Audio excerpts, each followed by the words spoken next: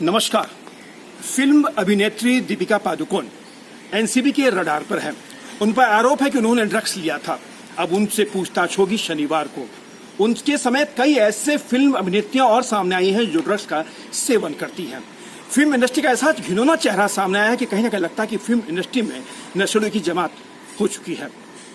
इस विषय पर आज हमारे साथ बातचीत करने के लिए मौजूद हैं सुप्रीम कोर्ट की एडवोकेट हैं स्वीकृति चौहान। आइए इनसे बातचीत करेंगे और जानने की कोशिश करेंगे कि दीपिका पादुकोण पे जो आरोप लगाया गया है ड्रग्स लेने का, वो कितना संगीन आरोप है। एनसीबी उनसे क्या क्या पूछताछ कर सकती है और एनसीबी के लिए उनके पूछताछ कितनी अहम होगी। स्वीकृति, क्या कहोगे कि दीपिका पादुकोण, स्फूर्ति, तमाम ऐसे कैटेगरी के लोग हैं फिल्म इंडस्ट्री के जिनका एक जाना पहचाना नाम है, जिनको लोग अपना आइडल समझते हैं, लेकिन उनका नाम अब ड्रग्स लेने में आना कितनी शर्मनाक बात है। सर डेफिनेटली ऐसे एकदम से इन लोगों का नाम आना, दीपिका जी का, श्रद्धा कपूर का, रकुलप्रीत जी का, डेफिनेटली इससे सोसाइटी में बहुत नेगेटिव इम्पैक्ट जा रहा है। जो यंग यूथ है जो इनको फॉलो करता है, इनको बहुत मानते हैं, कल को इन्हीं की राह में जाना चाहते हैं, अपना एक नाम बनाना चाहते हैं, डेफिनेटली उन लोगों के लिए ये बहुत ज़्यादा शॉकिंग चीज़ होगी सुनना कि उनके जो आइडल हैं वो ऐसे केसेस में इन्वॉल्व हो सकते हैं जिनके लिए अभी उनको समन करा गया है। सो इससे डेफिनेटली बहुत नेगेटिव इम्पैक्ट सोसाइटी में पड़ता है, क्योंकि जो इनको फॉलो करते हैं उनके दिल में एक क्वेश्चन मार्क आ जाएगा। कल को वो भी सोचेंगे कि हम लोग अगर ऐसी इंडस्ट्री में जाना चाहते हैं तो क्या हम भी ऐसी ही चीज़ें फेस कर सकते हैं। तो ऑब्वियसली इसका इम्पैक्ट बहुत नेगेटिव है। अच्छा बताओ कि एनसीबी ने शनिवार को दीपिका पादुकोण को पूछताछ के लिए बुलाया है। अब उन पर आरोप है कि आपने ड्रग्स लिया है, लेकिन ड्रग्स लेना क्या कानूनन अपराध है? बिल्कुल सर, ड्रग्स लेना कानूनन बिल्कुल अपराध है। और जो भी ड्रग्स अगर आपको कोई डॉक्टर प्रिस्क्राइब कर रहे हैं थ्रू अ प्रिस्क्रिप्शन, तभी आप उन ड्रग्स को यूज़ कर सकते हैं, वो भी एक लिमिटेड अमाउंट ऑफ टाइम के लिए। अगर कोई भी ड्रग्स जो मार्केट में कुछ ऐसे ड्रग्स हैं जो आप विदाउट एनी प्रिस्क्रिप्शन आप कंज्यूम नहीं कर सकते हैं। और जो ड्रग्स के बारे में एनसीबी बात करी है, जिनके लिए इन्हें समन करा गया है, वो तो डेफिनेटली अभी इंडिया में बिल्कुल इलीगल है। फॉर एग्जांपल वीड है, हैश है। सो डेफिनेटली ऐसे कोई मैटर्स में अगर इनको समन करा गया है तो ये बहुत सीरियस ऑफेंस में आते हैं।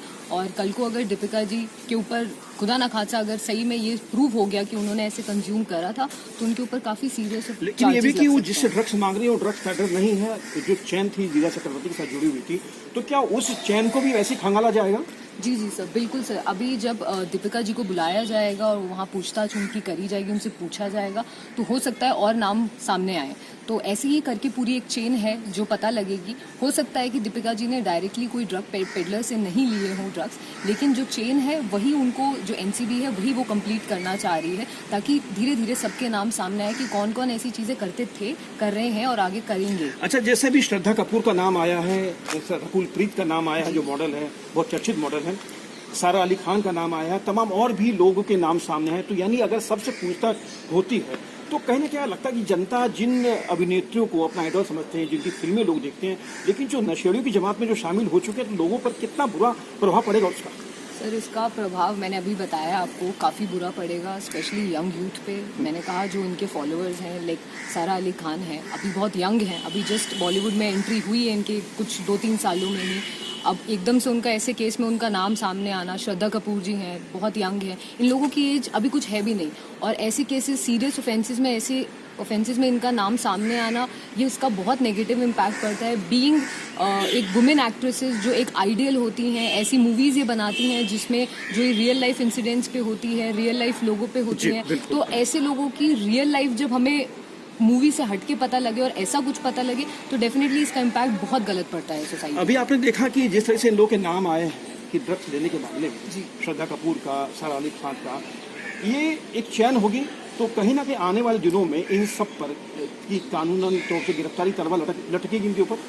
बिल्कुल सर, बिल्कुल। मैंने जैसा बताया कि ज़रूरी नहीं है कि आप खुद ड्रग्स जो हैं वो सामने से ड्रग पेडलर से ले रहे हैं। अगर आप उस चेन में इन्वॉल्व हैं, अगर आप किसी के थ्रू भी मंगवा रहे हैं, सेल है, कंजम्पशन है, ट्रांसफ़र है, ट्रैवलिंग है, किसी भी तरीके से अगर आप ड्रग्स में इन्वॉल्व हैं तो कहीं ना कहीं आपके ऊपर भी तलवार बिल्कुल लगती है। अच्छा, ये बताइए, मेरा अंतिम सवाल है कि फिल्म अभिनेत्रियों का ये कहना है कि हम जब बहुत ज़्यादा परेशान हो जाते हैं, दुखी हो जाते हैं, तो हम तब उस ड्रग्स का हम इस्तेमाल करते हैं अपने गम को भूलने के लिए। तो क्या उनकी सफाई ये कहीं जायज़ है? कहिए सर, अब अगर उनका ये मानना है कि उनके ऊपर बहुत प्रेशर रहता है मूवीज़ का, काम ना मिलने का, बहुत रीजंस होते हैं, पर्सनल रीजंस भी होते हैं सर। ऐसे तो फिर हर दूसरा इंसान जो इस देश में है वो कहीं ना कहीं बहुत मुसीबतों से जूझ रहा है।